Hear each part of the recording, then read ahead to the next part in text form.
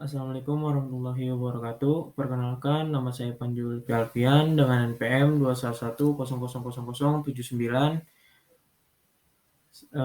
Saya dari Universitas Pasundan akan menjelaskan apa itu Metaverse.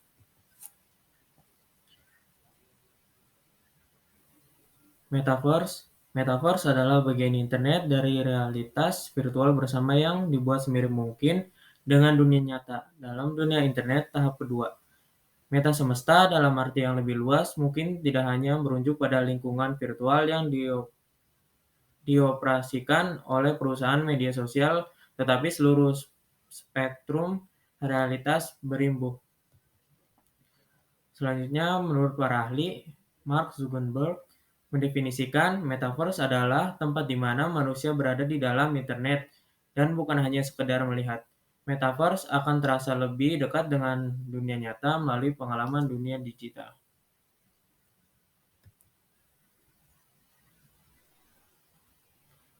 Profesi di metaverse. Yang pertama, software engineer.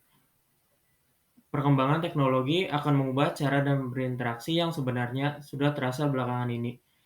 Kini untuk bisa bertemu, orang tak perlu harus bertatap muka. Selain untuk pekerjaan, teknologi ini juga digunakan untuk bermain game. Nantinya akan semakin banyak perusahaan game yang menggunakan konsep metaverse, sehingga dibutuhkan software engineer dengan keahlian tinggi. Yang kedua, desainer game dan fashion digital. Desainer game akan menjadi pekerjaan yang tren di masa depan. Selain semakin banyak orang yang hobi main ngegame, perkembangan teknologi juga memungkinkan para pemain untuk mendapat pengalaman lebih seru.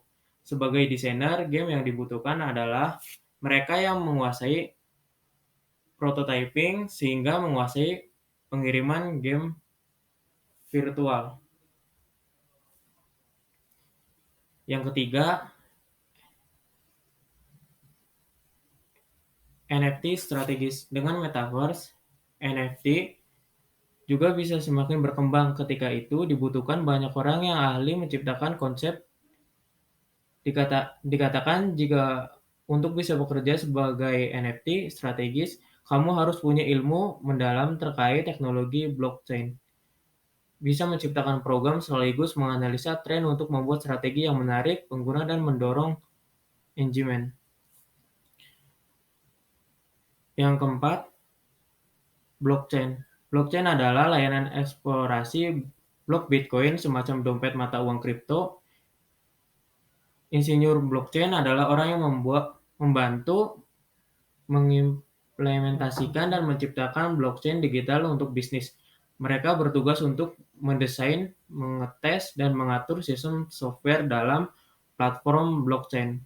Profesi ini biasanya bekerja sama dengan software engineer untuk membantu mereka mengembangkan software. Yang kelima, produk manager. Salah satu pekerjaan yang mungkin lebih familiar dalam daftar ini adalah product manager. Dalam perusahaan metaverse, mereka akan bertanggung jawab dalam hal memasarkan pengalaman yang bisa didapatkan dari produk. Profesi ini akan terlibat sejak fase strategi, tapi fokus utamanya adalah membuat pengguna mengerti. Karena itu, penting bahwa mereka mengumpulkan feedback dan mengetahui waktu yang tepat dalam merilis sesuatu.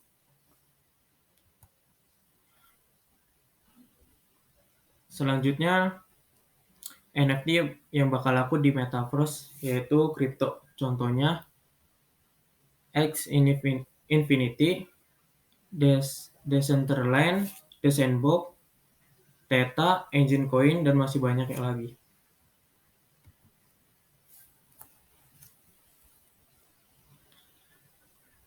Edition di metaverse.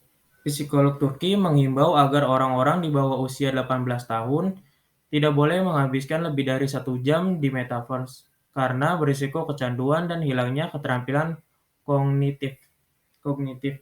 Metaverse tentu saja merupakan pengalaman yang menyenangkan yang akan meningkatkan risiko kecanduan, kata Faisy Eri, seorang ahli psikiatri anak dan remaja.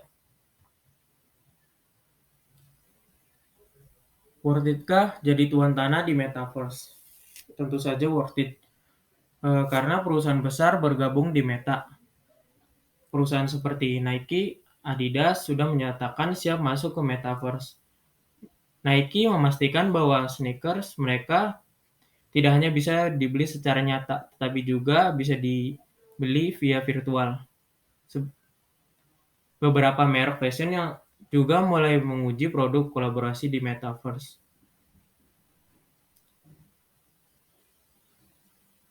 Yang kedua, pengembang beli tanah di Metaverse. Pengembang real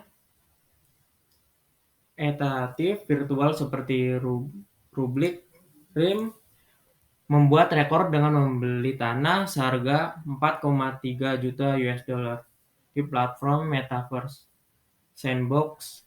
Sebelumnya, Token.com juga membeli tanah seharga 2,5 juta US dollar di Decentraland. Yang ketiga, properti di Metaverse bukan hal yang baru. Metaverse baru populer belum lama ini, tetapi properti di Metaverse sendiri bukan hal baru. Aline Grave bergabung di game 3 dimensi Second Life dan menghabiskan 2 tahun untuk membangun tanah virtual secara mengembangkan avatar di sana. Aline Grave memiliki banyak server yang berisi tanah virtual yang disewakan. Ia bahkan membuat studio sendiri dan mempekerjakan 80 karyawan untuk mengatur tanah virtualnya. Dirilis pada 2003. Saat ini, Second Life memiliki omset 600 juta US dollar. 80 juta US dollarnya diantaranya diberikan kepada kreator di game tersebut.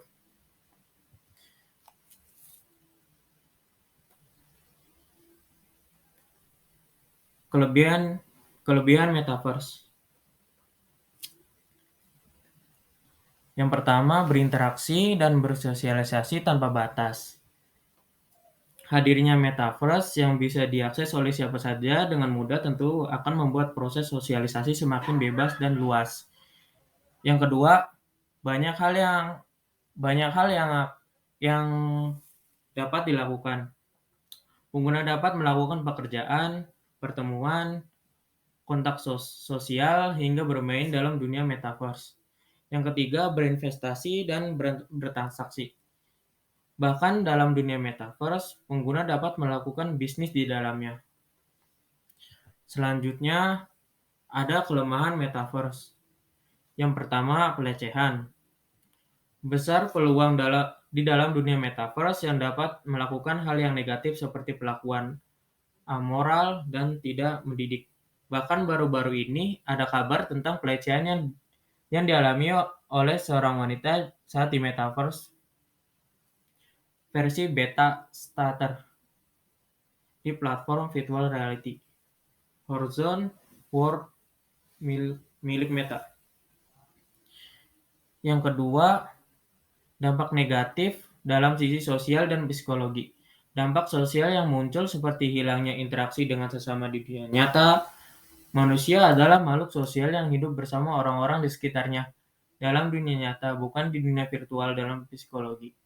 Orang-orang akan kecanduan dengan Metaverse ini karena jangkauannya sangat luas dan tidak terbatas. Hal itu dapat mengganggu kesehatan mental pengguna. Yang ketiga, perputaran ekonomi di dunia virtual yang akan relevan.